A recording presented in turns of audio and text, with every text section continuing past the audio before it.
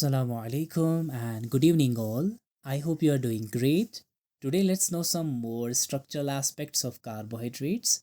Hope you enjoy it and clear it as a crystal. So let's get kickstart. So what are we learning in this tutorial? Monosaccharides cyclic structure होता है इनका and the concept of anomers, how hemiacetal and hemiketal is formed. तो ये total हम इसमें पढ़ेंगे इस lecture में. Now, starting with the first thing, like monosaccharides have a cyclic structure. जो sugars होते हैं in solution they don't have the open structure, यानी इनका predominant form जो है वो open structure नहीं होता. जैसे यहाँ पे ग्लूकोज की एग्जाम्पल दी है जिसमें 1 to 6 कार्बन की चेन होती है, यानी एक हेक्सोज है. ये एक लीनियर स्ट्रक्चर है, ये एक लीनियर स्ट्रक्चर है, इसको हम ओपन कहते हैं. हमें कहा गया कि मोनोसेकेराइड्स के सॉल्यूशन में इनका स्ट्रक्चर ओपन नहीं होता. तो क्या होता है? कहा गया कि एक्वस सॉल्यूशन यानी पानी वाली सॉल्यूशन में एल्डोटेट्रोस यानी 4 कार्बन वाले या 5 कार्बन वाले या 5 कार्बन से ज़्यादा वाले शुगर्स मोनोसेकेराइड जो होते हैं they predominantly exist in cyclic ring structure, यानी इनका जो है रिंग स्ट्रक्चर होता है. जैसे ग्लूकोज का आप देखोगे कि एक रिंग स्ट्रक्चर है जिसमें 6 मेंबर्स है. फ्रुक्टोज का आप देखोगे रिंग स्ट्रक्चर है जिसमें 5 मेंबर्स. ये कॉर्नर्स को हम मेंबर्स मानते हैं. ये कार्बन कार्बन कार्बन कार्बन और ये ऑक्सीजन. ठीक, ऐसे इसमें भी हम कर सकते हैं. ये रिंग स्ट्रक्चर की फॉर्मेशन कैसे हुई एक्चुअली, तो लेट्स नो इट. एक्चुअली जो कार्बोनिल ग्रुप होता है, यानी ये पूरा एक फंक्शनल ग्रुप है. और ये कौन सा फंक्शनल ग्रुप है ग्लूकोज का? This is actually an aldehyde. एक एल्डिहाइडिक फंक्शनल ग्रुप है. और इस एल्डिहाइडिक फंक्शनल ग्रुप में जो ये सी डबल बॉन्ड ओ है इसको हम कार्बोनिल ग्रुप कहते हैं. एक्चुअली ये कार्बोनिल ग्रुप जो है ये कोवैलेंट बॉन्ड की फॉर्मेशन करता है by reacting with the oxygen of the hydroxyl group along the chain. यानी जो आप यहाँ पे ब्लू कलर का कार्बन देख रहे हो पूरा, और इसका जो हाइड्रोक्सिल ग्रुप है इसके साथ ये कार्बोनिल ग्रुप रिएक्ट करता है. कैसे रिएक्ट करता है ये हम समझेंगे, ये बहुत इंपॉर्टेंट है. बेसिकली होता क्या है, यहाँ पे कॉन्सेप्ट होता है इलेक्ट्रोनेगेटिविटी का कॉन्सेप्ट यूज़ किया जाता है.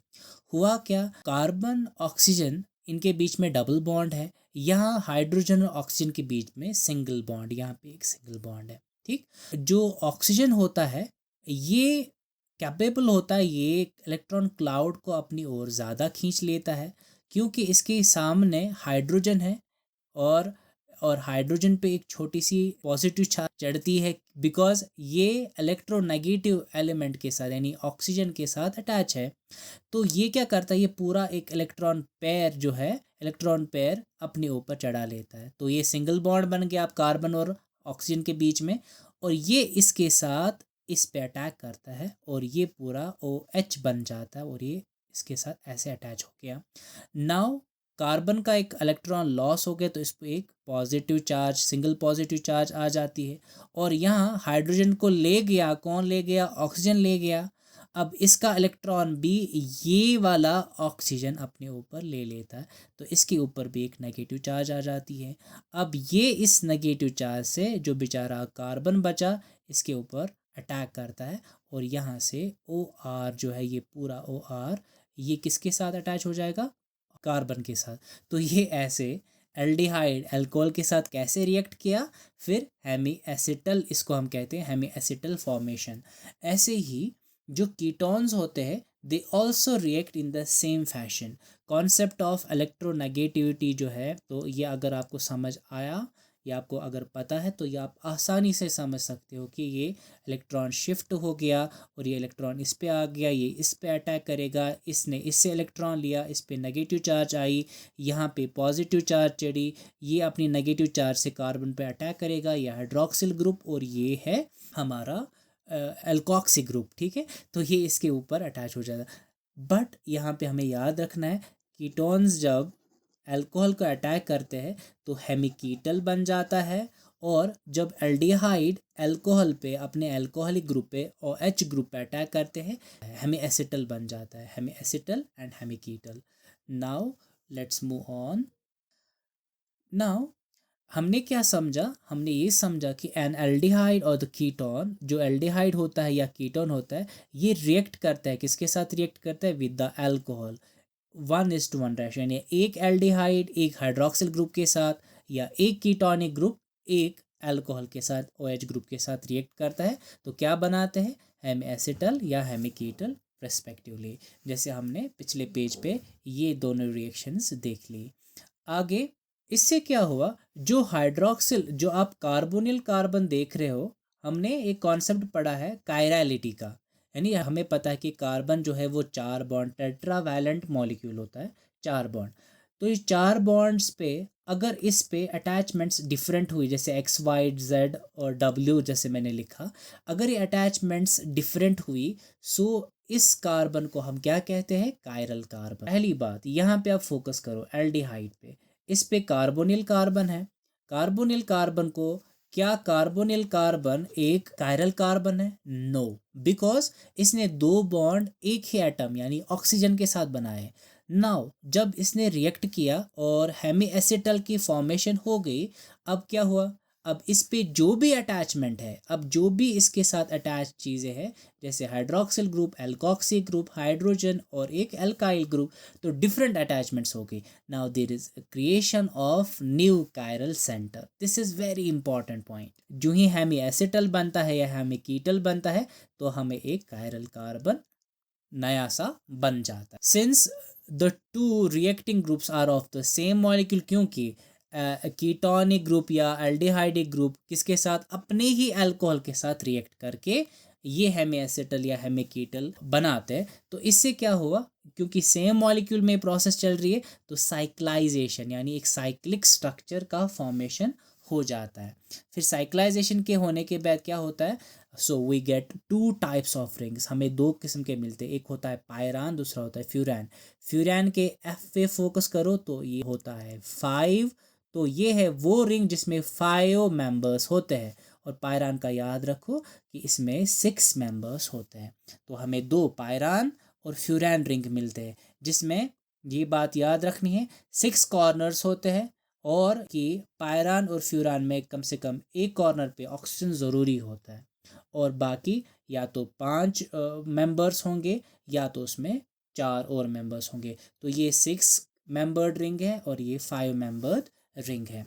वो वाले कंपाउंड्स जो 6 मेंबर्ड रिंग बनाते, they resemble with the pyran, क्योंकि वो रिजेंबल करते हैं पायरान के साथ, तो उन कंपाउंड्स को हम कहते हैं पायरानोज, उनको हम क्या क्या कहते हैं, पायरानोज। और जो कंपाउंड्स 5 मेंबर्ड स्ट्रक्चर बनाते हैं, तो उनको हम कहते हैं फ्यूरानोजेस। ठीक, जो 5 मेंबर्ड रिंग बनाते हैं उनको हम क्या बोलते हैं, furanose. These are the important points, these are the base to know. ना हेमी एसिटल की फॉर्मेशन एक्चुअली कैसे हुई, इसको हम डिटेल से समझेंगे। लाइक एल्डोजेस हैव 5 और मोर कार्बन, ऑब्वियसली, ठीक है। तो एल्डोजेस एटम कैन फॉर्म पायरानोज, वो वाले एल्डोज जिनमें 5 कार्बन या 5 कार्बन से ज़्यादा कार्बन्स होंगे, वो कौन सा बनाएंगे, पायरानोज। यानी कितने रिंग, कितने मेंबर्ड रिंग होगा वो, ये 6 मेंबर्ड रिंग होगा। जब हम ग्लूकोज के एग्जाम्पल लेंगे, carbon number 1 of glucose becomes asymmetric, यानी हमने अभी देखा कि कार्बोनिल कार्बन, फिर एक कार्बोनिल कार्बन है, और ये पूरा एक फंक्शनल ग्रुप है। जब हम इसको रिएक्ट कराते हैं किसके साथ, इस कार्बन के साथ, कार्बन नंबर 5 के साथ, और इसके हाइड्रोक्सिल ग्रुप के साथ इसको रिएक्ट कराते हैं, तो क्या होता है, there is a formation of ring. और जो हमारा कार्बोनिल कार्बन है, कार्बोनिल कार्बन को क्या चेंजेस आ जाती है इस कार्बोनिल कार्बन पे, ये क्या बन जाता है फाइनली, ये एक एसिमेट्रिक सेंटर बन जाता है।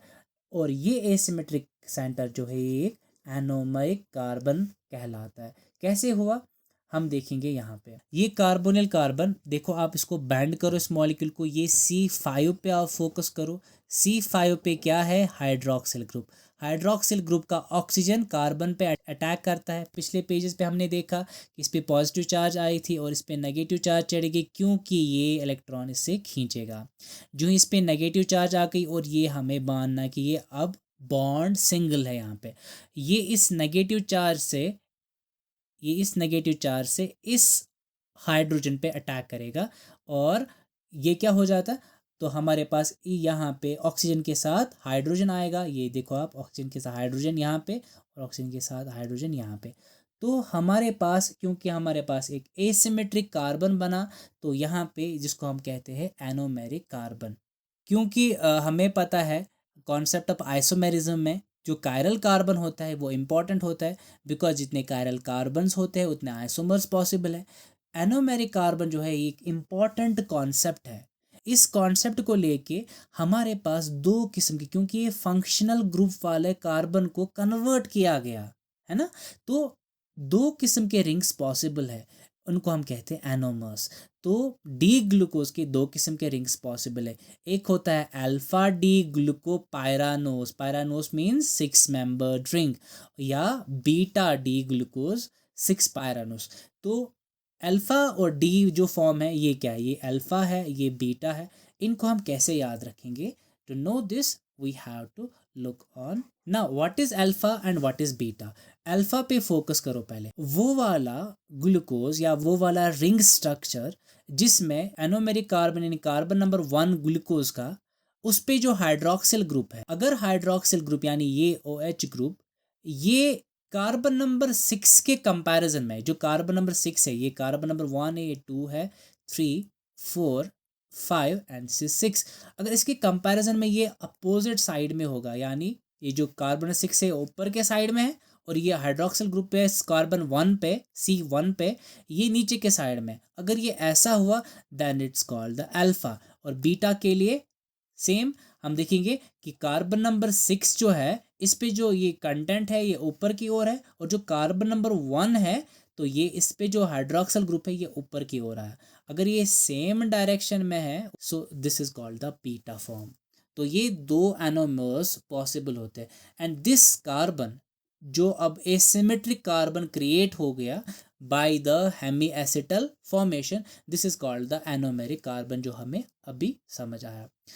आपको ये इन्फॉर्मेशन याद रखनी है कि 1/3 जो कंटेंट होता है एक सोल्यूशन में, अल्फा फॉर्म होता है, और ज़्यादा फॉर्म जो है वो बीटा फॉर्म, यानी ये फॉर्म जो है बीटा फॉर्म जो है 2/3 जो है ग्लूकोज का, वो बीटा फॉर्म का होता है। और एक सोल्यूशन में लेस देन 1% जो है ओपन चेन होती है। इसका मतलब ये हो गया, अगर हमारे पास ग्लूकोज की सोल्यूशन होगी, एक्वस सोल्यूशन होगी, तो उसमें हमें सबसे ज़्यादा जो है साइक्लिक स्ट्रक्चर्स नज़र आएंगे, ओपन चेन उतना नहीं होता।